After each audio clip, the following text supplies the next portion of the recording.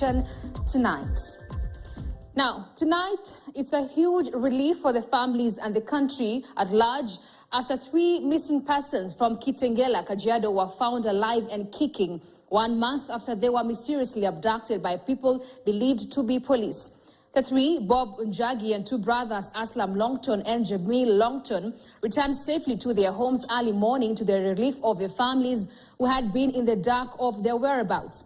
The 2 brothers say they were dumped by 2 captors in Gashie, Kiambu County, while Njagi was dumped in Thogoto, again in Kiambu. And as Vera Mora now reports, the 3 were found in the morning on a day that Deputy Inspector General of Police Gilbert Masengeli was to appear in court to explain the whereabouts of the missing 3. The last month has been agonizing for not only the parents of the 3 missing persons, but the entire country.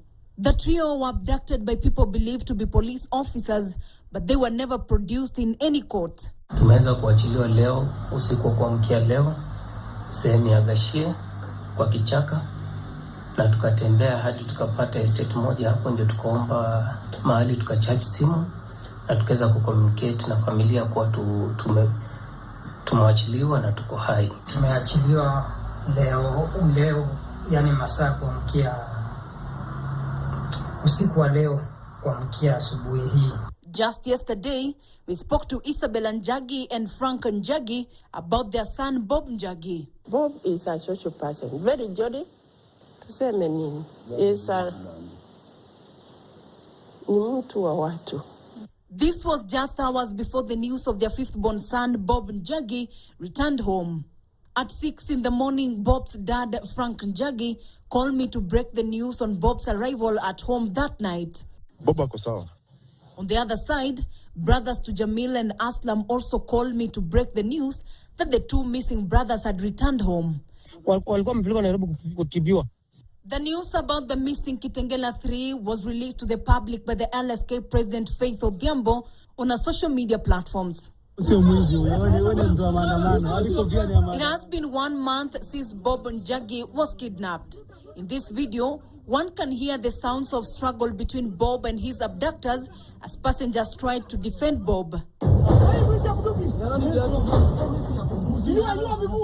He was picked from a public vehicle called Rembo at Mlolongo at around 11 p.m. Tony akajaribu kuongea na huyo mtu ndugu ya Bob. Kamwambia tu nilikuwa kwa gari lakini amechukuliwa na amewekwa kwa gari ya white. For the parents of Njagi, the last 32 days have been sleepless.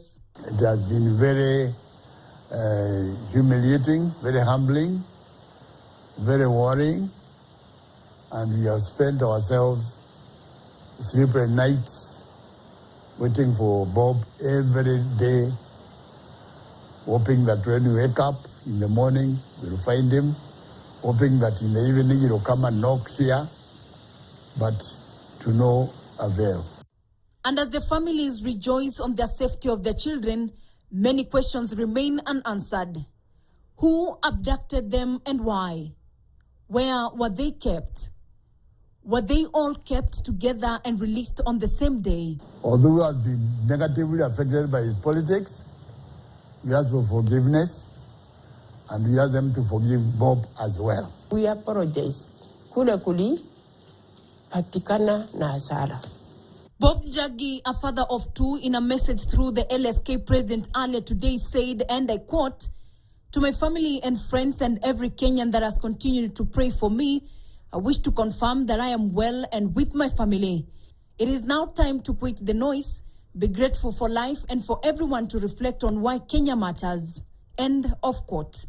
The relief comes on a day that all eyes were in court as Deputy Inspector General Gilbert Masengeli appears in court to explain the whereabouts of the missing Kitengela 3.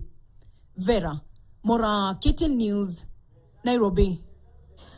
Well, thank you, Vera, for that. Quite a relief for the family to have their kin back alive.